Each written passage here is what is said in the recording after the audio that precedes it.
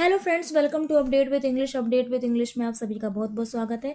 आज मैं फिर आप सबके सामने एक और नई स्टोरी के साथ हूँ जिसका टाइटल है हैविंग अ बेस्ट फ्रेंड। यानी अगर आपके पास बेस्ट फ्रेंड है तो आपकी लाइफ कितनी आसान हो सकती है, इसके बारे में हम जानेंगे, समझेंगे ग्रामर के स्ट्रक्चर्स को और वोकैब को।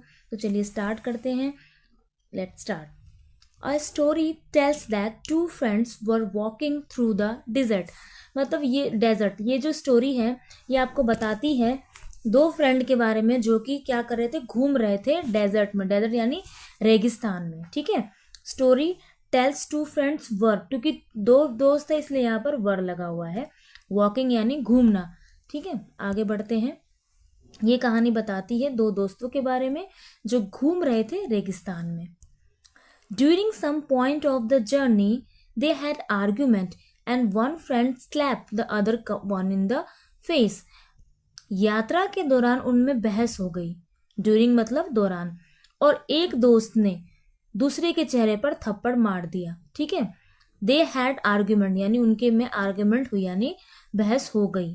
Had लगा है, पास्ट टेंस की बात है, और उसमें से एक ने जो क्या है दूसरे के फेस पे मार दिया यानी स्लैप्ड किया यानी थप्पड़ मार दिया। आगे क्या हुआ? The one who got slapped was hurt but without saying anything wrote in the sand, today my best friend slapped me in the face। अब आगे क्या है? जिसे थप्पड़ पड़ा उसे चोट पहुंची। चोट यानी हर्ट। वो हर्ट, वो ऑब्वियस सी बात है, आपके फ्रेंड ने अगर आपको थप्पड़ मार दिया तो फील तो हो गई। लेकिन बिना कुछ कहे उसने रेत पर लिखा। सैंड मतलब क्या होता है? रेत। क्या लिखा? Today my best friend slap me. आज मेरे बेस्ट फ्रेंड ने मेरे चेहरे पर थप्पड़ मारा। ठीक है, आगे बढ़ते हैं। They kept on walking until they found an oasis where they decided to take a bath. वे दोनों चलते जा रहे थे जब तक कि उन्हें क्या है, एक ओसिस ने दिखा जहां पर उन्होंने निर्णय लिया कि वो नहाएंगे। ठीक है, वे दोनों चलते जा रहे थे। ये थोड़ी लाइन यहाँ पर मिसिंग हो गई। उन्होंने फिर क्या निर्णय लिया? They decided.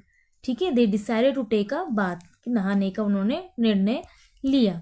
आगे, the one who had been slapped मतलब जिसे थप्पड़ पड़ा था। ठीक है, जिसे थप्पड़ पड़ा था, the one who had been slapped got stuck. Stuck मतलब फंस जाना। इन द मायर। मायर का मतलब क्या होता है? कीचड़, जिसे आप मड भी कह सकते हैं, सिनोनिम है मड।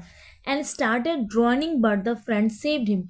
और वो डूबने लगा, कीचड़ में वो डूबने लगा, लेकिन उसके दूसरे दोस्त ने उसे क्या किया? बचा लिया। ओके, उसके दूसरे दोस्त ने उसे क्या किया? बचा लिया। लिखा ना, लेकिन उसके दूसरे दोस्त ने उसे बचा लिया। After he recovered from the near drowning he wrote on a stone. और इन डूबने से उबरने के बाद उसने एक पत्थर पर लिखा। स्टोन यानी पत्थर। क्या लिखा? Today my best friend saved my life, यानी आज मेरे दोस्त ने मेरे जीवन को बचाया। ठीक है, सेव माई लाइफ, आज मेरे दोस्त ने। अब तो आपने एक चीज देखी है, जब उसके दोस्त ने उसे थप्पड़ मारा तो उसने उस चीज को रेत पे लिखा यानी सैंड में, और जब उसके दोस्त ने उसे बचाया तो उसने उस चीज को पत्थर में लिखा। ठीक है, तो आगे समझते हैं क्या मतलब है इनका। The friend who had slapped, the friend who had slapped and saved his best friend asked him, यानी जिसने उसे थप्पड़ मारा था उसने उससे पूछा, after I hurt you you wrote in the sand and now you wrote on a stone, why. कि जब मैंने तुम्हें, ये देखिए, वो दोस्त जिसने मारा था थप्पड़ और बचाया, अपने दोस्त को पूछा कि उससे, जब मैंने तुम्हें चोट पहुंचाई तुमने उसे रेत पर लिखा और अब तुमने पत्थर पर लिखा, क्यों? यानी ऐसा क्यों, तुमने ऐसा क्यों किया? ठीक है, ये पूछा उसने। उसने क्या बोला? रिप्लाई क्या किया? The other friend replied, reply किया ना इसलिए टी लगाया।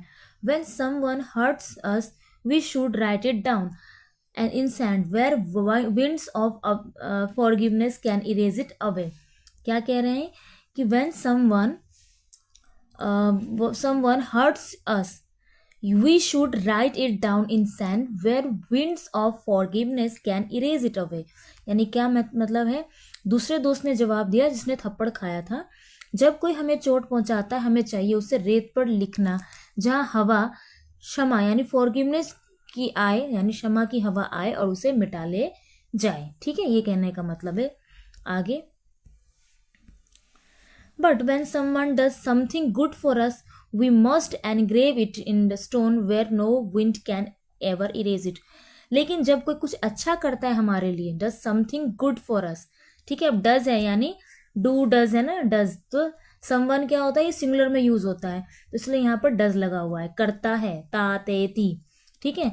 जब कोई कुछ अच्छा करता है हमारे लिए तो हमें चाहिए उसे वी मस्ट, मस्ट मतलब हमें ये चीज करना ही चाहिए, ये है, ठीक है। एनग्रेव, एनग्रेव का मतलब क्या होता है, खोदना या फिर उत्कीर्ण करना, उसको लिखना, तो स्टोन पे हमें उसे लिखना चाहिए, खुदाई करनी चाहिए, मतलब ये होता है ना कि खुदाई करके लिखनी चाहिए, वो बात वो कह रहे हैं।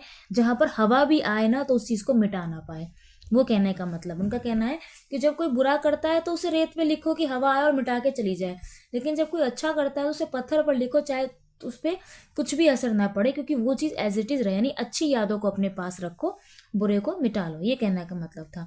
तो मोरल क्या है, do not value the things you have in your life but value who have in your life, यानी उन चीजों की वैल्यू मत कीजिए आप, ठीक है। उनका कहना है मतलब उन चीजों की वैल्यू मत कीजिए आप जो आपके पास है, बल्कि उन लोगों की वैल्यू कीजिए कि जो आपके पास है, यानी आप ये देखिए कि कौन आपके पास है, ठीक है। देखिए वो उसने क्या किया, जब उसके फ्रेंड ने उसे थप्पड़ मारा तो वो चाहता था लड़ झगड़ के वहां से जा सकता था, ठीक है, लेकिन आगे जब वो कीचड़ में फंस गया तो उसे कौन बचाता, लेकिन उसने क्या किया, उसने अपनी फ्रेंड की गलती को इग्नोर कर दिया और उसकी अच्छाई को देखा कि उसके फ्रेंड ने उसको बचाया।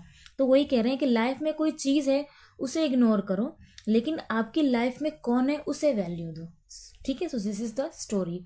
तो आई होप आपको स्टोरी अच्छी लगी हो और समझा आपने, ट्रांसलेट करके लेकर आई हूँ मैं, ताकि थोड़ा एक टेक्स्ट में लिखने से क्या होता है चीज़ें ना और बेहतर से समझ में आती है बजाय वर्बली, ठीक है। तो आप बता दीजिएगा आपको कैसे चाहिए, आपको इस तरह से चाहिए या फिर मैं वर्बली आपको बोलती रहूँ हिंदी उस तरह से चाहिए, ठीक है।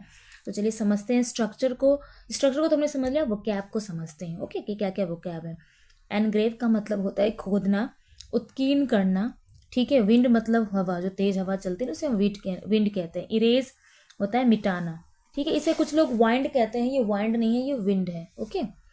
आगे बढ़ते हैं हम और भी देखते हैं क्या क्या वोकैब है।